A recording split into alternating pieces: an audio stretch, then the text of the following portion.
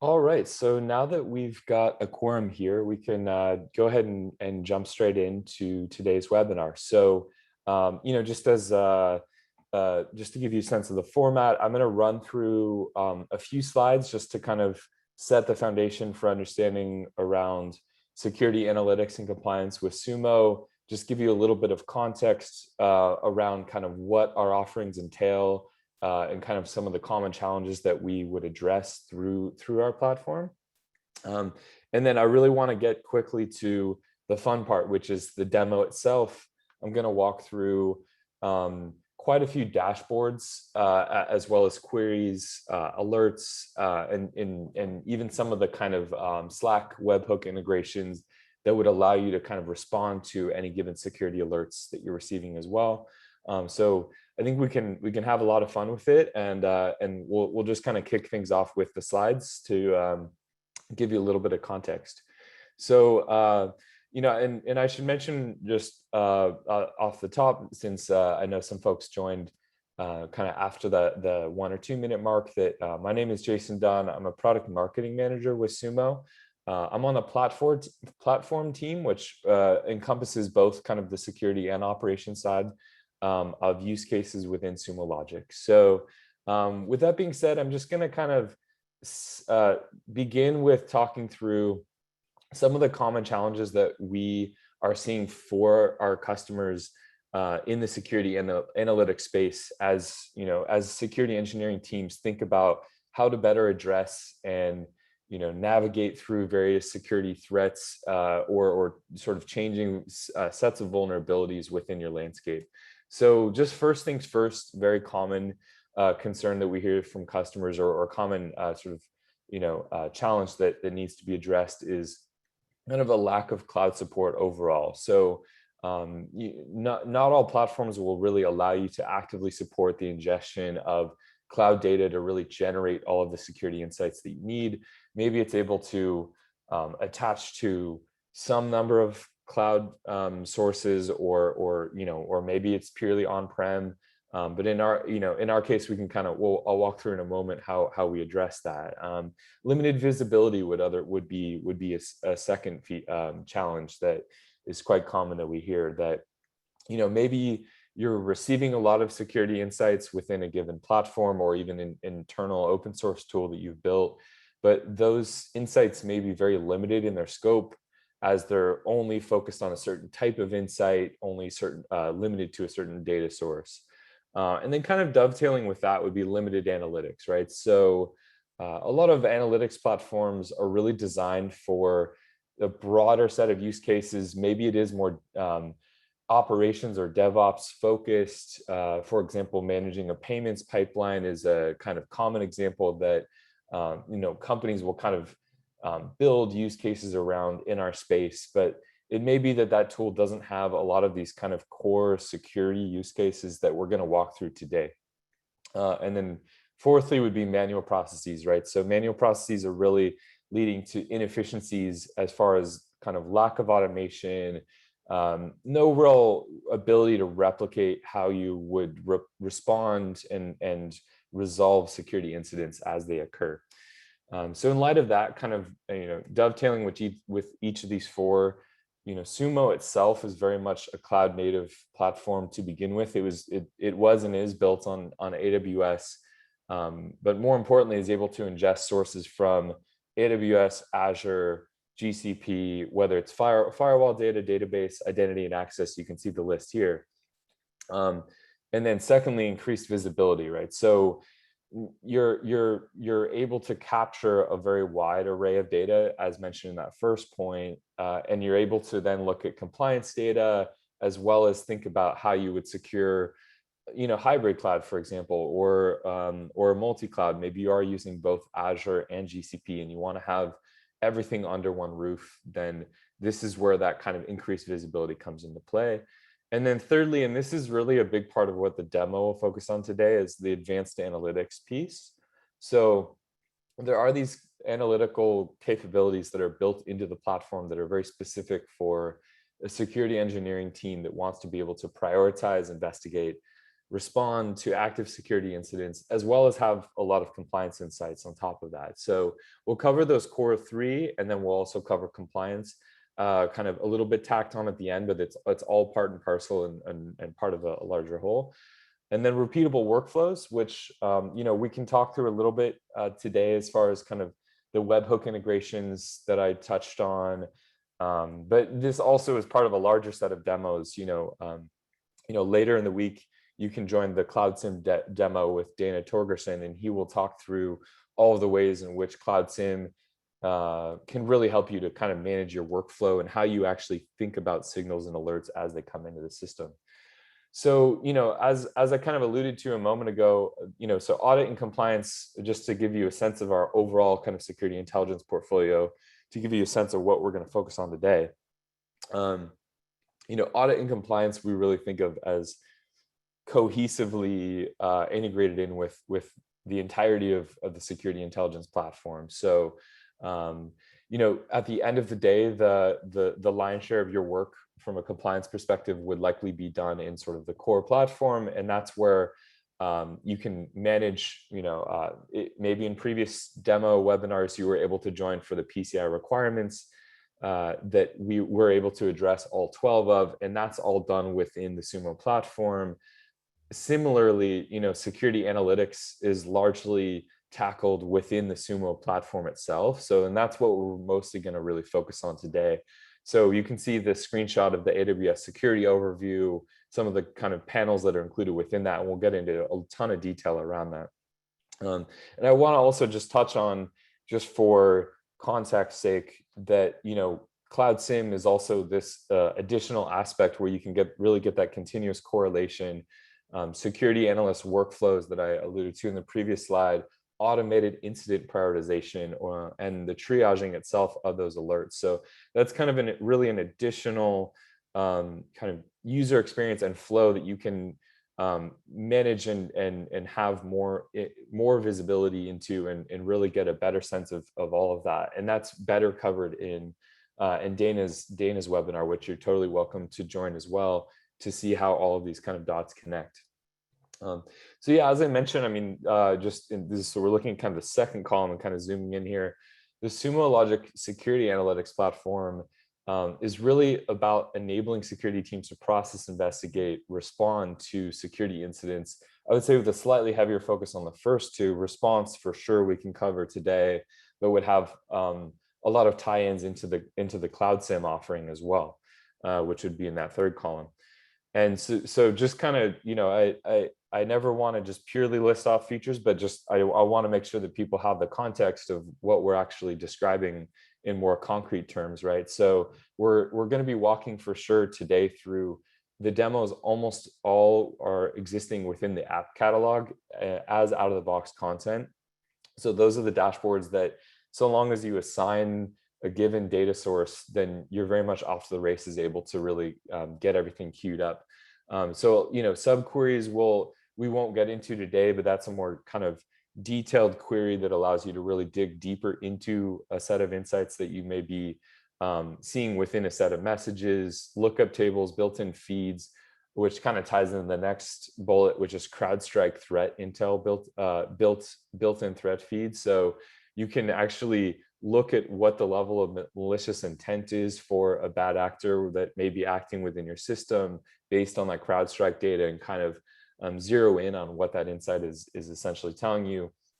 And then we'll also look for sure at raw text searching, customizable searches. This is really core to the Sumo platform, being able to do those much more detailed searches and really get into the weeds once you have the broader sense of the findings in the dashboards, and you can drill in deeper by way of the queries. And then for sure, automation via Lambda functions, custom queries we'll look at a little bit later today.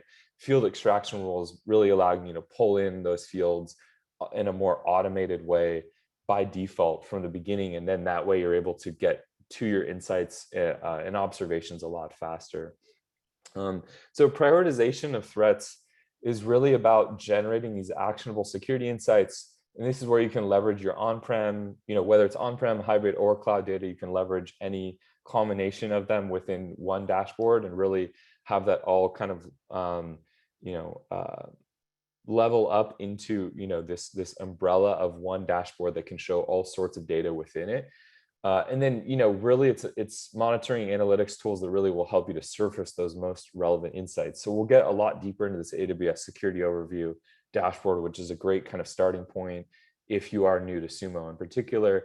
And then kind of those deeper investigations, I alluded to the option to go into a specific query such as this one. This is actually looking at Zoom data.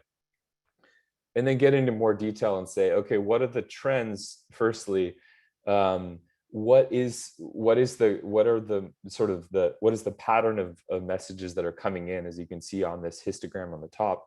And then if you want to get really a lot deeper into the sort of needle in the haystack aspect, you can look at the messages themselves and really get that much more granular, which is what queries really allow you to do, as opposed to dashboards being more taking a broader look at the scope of things.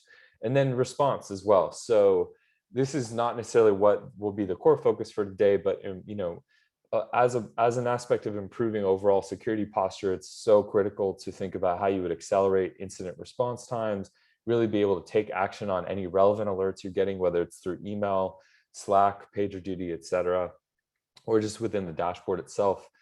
So we'll take a look at what that kind of response flow might look like. And we'll get into more detail around analysis of user activity. So you can get into looking at actual individual users. In this case, we're looking at both Azure data and Okta data. Okta probably will be the example that we dig into a little bit more today, where we can kind of talk through and think about what does it mean to actually key in on that specific actor, a good actor or bad actor, and really better understand what might be going on within that particular user's environment, and whether there are action items to actually take into account. So switching gears a little bit more to the compliance side, there's some crossover between the typical challenges we would see. So the cloud support we touched on already, slow cycles for PCI readiness or just compliance readiness more broadly is quite common. And we have a lot of ways in which we can help you to tackle that with out-of-the-box content. Really complex solutions. Oftentimes, the compliance doesn't need to be complex. It can be simple if you allow it to be. And then just of the price tag. I mean, we're not going to go as much into licensing today, but Sumo is very much built around a credits-based pricing model, which allows for a lot more flexibility that comes along with that. So here you can see, I mean, we touched on some of the types of data that can be brought into the system. I think some of the ones maybe I didn't touch on yet and we'll get into in the demo would be applications, servers, and workstations, operating system data. So lots of different types of data that can be brought in. And that's where the fact that Sumo is very much a cloud native data monitoring, analysis, and retention solution. So it's really kind of all three in one platform. And that's really allowing for that rapid compliance readiness because of these key advantages that tie back to those challenges, right? Which is cloud native scalability, which we touched on, quick readiness because of the fact that we have broad integration support, as well as pre-built dashboards that you can utilize right off the bat. And you can really tailor, the third piece being you can really tailor according to what your needs are. And then we touched on the credits pricing model as well, which is quite an advantage on that front. You're probably familiar with all 12 of the PCI requirements, but just to give you a sense of kind of the 12 that we can cover. And I'm going to take a drink of water here, but take a quick glance at this is what we'll be covering in the demo and kind of the back half of today's session. And I'll get into more detail about what we'll cover in more detail. And then kind of we can jump straight into the demo environment.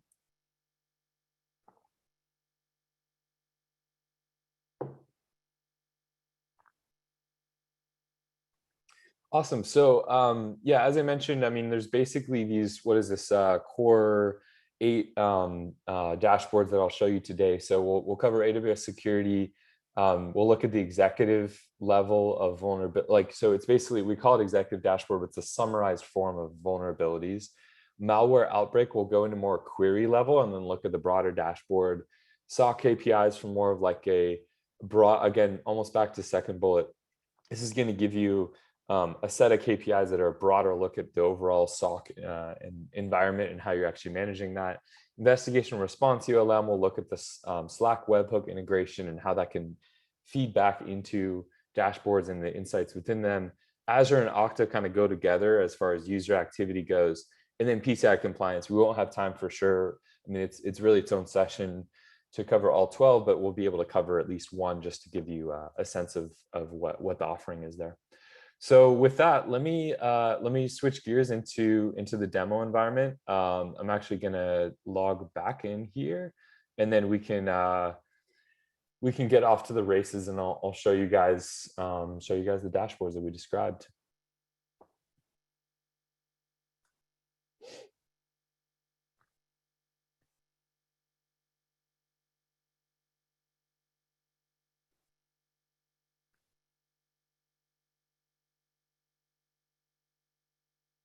Excellent. So let me just get this window a little bit, just bring that to full screen, make sure there are no questions that have come in yet. And there will be a Q&A at the end, but this can be a real whirlwind tour. We're covering about 10 dashboards in 10 minutes. So I'll try to be really, really quick here. So yeah, so as I mentioned, so AWS Security Overview is really going to be an awesome place for you to start especially if you're new to Sumo and you are an AWS customer yourself. Then this will be a way to take a closer look and kind of get off to the races quickly with not only the insights and the awareness around how guard duty is funneling into your system, kind of what fields are actually available within the guard duty data itself. But also, I would just say more broadly that it will give you a sense of what's actually available to you from a panel perspective and a visualization perspective of that data. So here we can see we're looking at data volume sent in. So this is broken down by megabytes by S3 bucket. We get the kind of geo mapping of that all as well. I'm actually going to drill into the query itself. We'll drill down into a few queries throughout today's session. I did just want to point out that these pink triangles here actually indicate when something is surpassing an expected threshold within a time slice. So you can actually adjust these thresholds if you want it to be more or less sensitive. But essentially, what that buys you is the ability to see when you get anomalous behavior within a scope of that given time. We're looking at last 60 minutes, and here we see three kind of occasions where it's popping outside of that expected range. And realistically, in this case, it's probably just because you need to maybe increase the time slices so that we're getting more data. We don't want to have zero data coming in. So the fact that we're seeing surprising spikes just after that lack of data may be that we just need to adjust the thresholds. But it should give you a little bit of sense of what the capabilities are as far as visualization goes. And then, as I mentioned, I mean, again, we call it executive dashboard. This would be useful for a chief security officer just as much as it would be useful for a security analyst. And this is really going to give you that broader sense of the vulnerability distribution, the top 10 vulnerabilities that are actually coming in your system. So you can get specific to the CVEs here and say, okay, in this instance, it looks like the not majority, but the largest kind of chunk of data coming in would be for CVE 2020-04, and you can kind of drill into the query itself to learn more about that CVE, and that's responsible for almost 14% of the vulnerabilities. So you can kind of see these breakouts, and this is kind of allowing you to kind of manage more of like the workflow aspect of how you think about, address, consider what vulnerabilities are most critical to consider. And here I'm going to do it a little bit in reverse. So we'll look at an actual example, a very simple example of a query. We looked at this VPC flow query, and this is breaking down the time slice we're getting pretty specific and granular to 1 minute. We're running film missing operator, which actually allows you to essentially smooth out that data. And just to give you a little bit of a kind of lay of the land, we're also looking at the message level data, which here is broken out by field. So these columns represent what fields are actually being generated automatically. You can remove those fields from the display if you desire, and you can look at the raw message. If we look at the malware data, in this case, we're seeing an aggregate of, maybe it's less interesting to see the top result because it's just listed as A, but we can see Trojan, Win32, generic BT, Maybe skip over generic, but we can get to Trojan, applic, UN, WNT. So you kind of run down the list and you get a quick sense, especially if we expanded this time limit to something broader. We would see quickly that there are a majority of pieces of malware that are responsible for a given outbreak. And again, if you want to get more specific, you can look at the actual raw message and you can see the fields here. So the result is what's presented here. And that's based on the field that's being generated from a field extraction rule. And you can choose to remove or add that according to what your needs are. But then if we look back at a dashboard that is more focused on malware, now we're not operating at the query level anymore. We're broadening back out, and we're saying, what are the generalized looks at malware broken out by severity, by app, by activity, by category. In this case, it's all cloud. So assuming in this case we can assume it's a customer that is purely existing on cloud, or at least that's the only place where malware is existing within their system. But really interesting insights popping up, right? So we're seeing that upload is really the most common activity to be attached to a piece of malware, and then introspection scan being kind of the lesser of evils in this particular instance. And then we can see more detailed breakdowns here. We actually get into the source IP level, so we can see top 10 source IPs, and it looks like the lion's share at a over 32,000 count is the IP of 54.203.63.36. And that's indicating to us that might be a source IP we want to drill into a little bit deeper. And then if we look, switching gears into SOC KPI, we can see kind of, again, more similar to the executive dashboard where we looked at vulnerabilities. We can look here at how a SOC team is actually managing and responding to a set of threats that are needing to be addressed, or attacks, if you will. And we can see the insights closed by resolution. We see insights by attack stage. It seems to be that initial access, exfiltration, and execution are kind of the lion's share of the data that's coming in over the last 7 days. And we can also see this breakout of risk over time based on these IPs.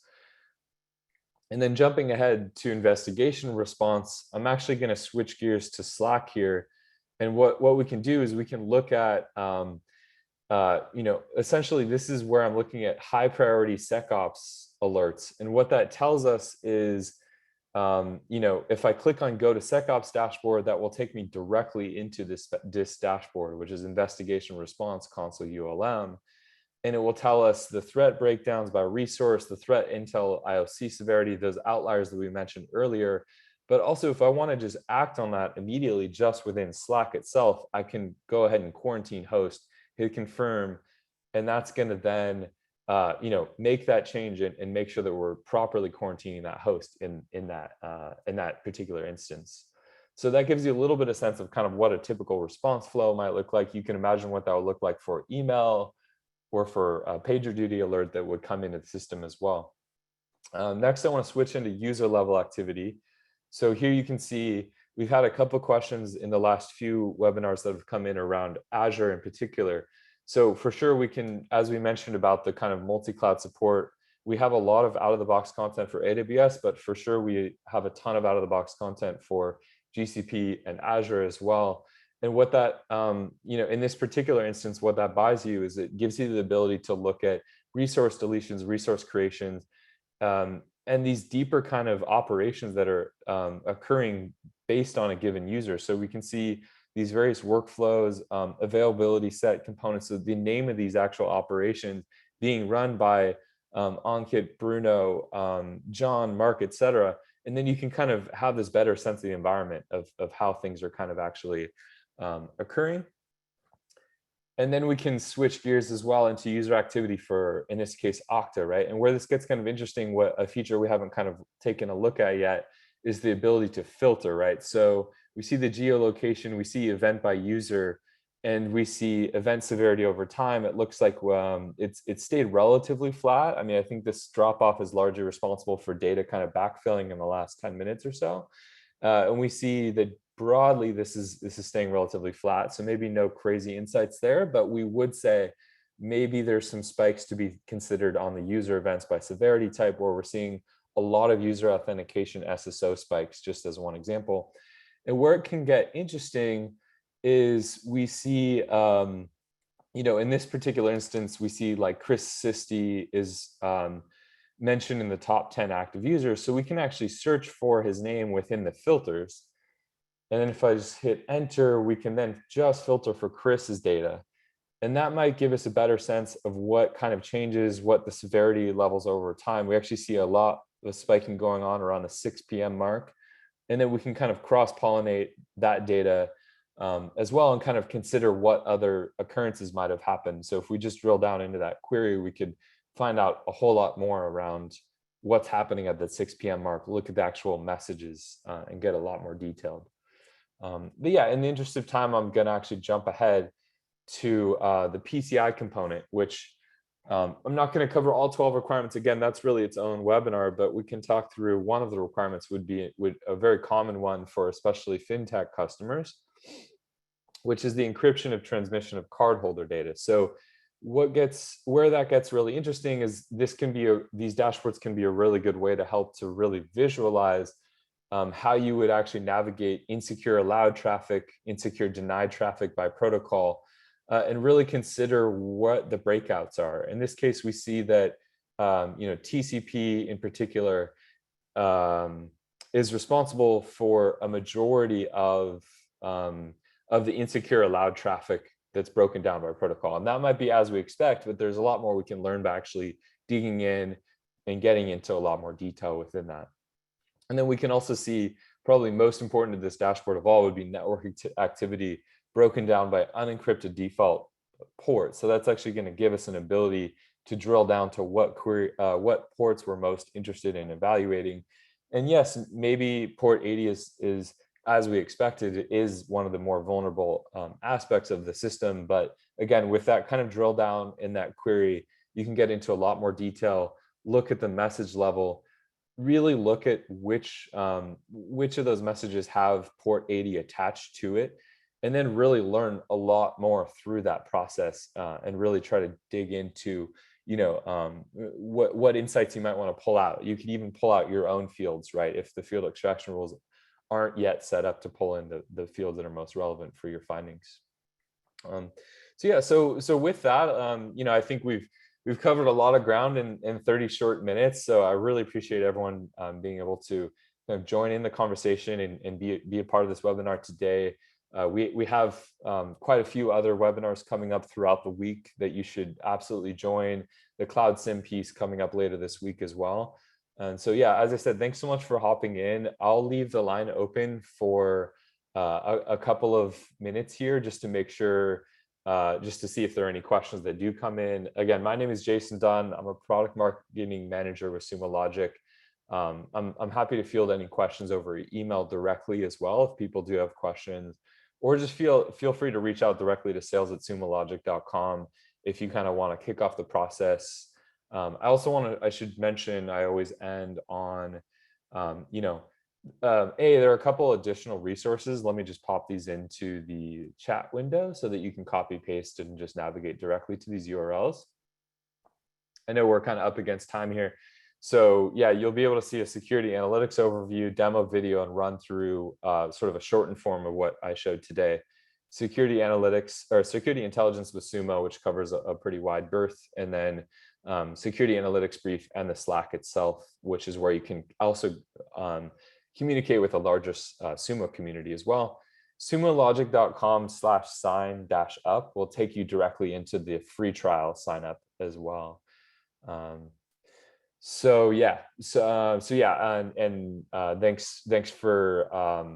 Thanks for that note. So yeah, I reshared the URLs to the larger group here, so we should be good there. So yeah, I'll just go on mute here for a minute or two. Thanks so much for joining today. Feel free to pop in any questions you have on the Q&A or reach out after the fact if you have follow-on questions. Thanks so much for joining today.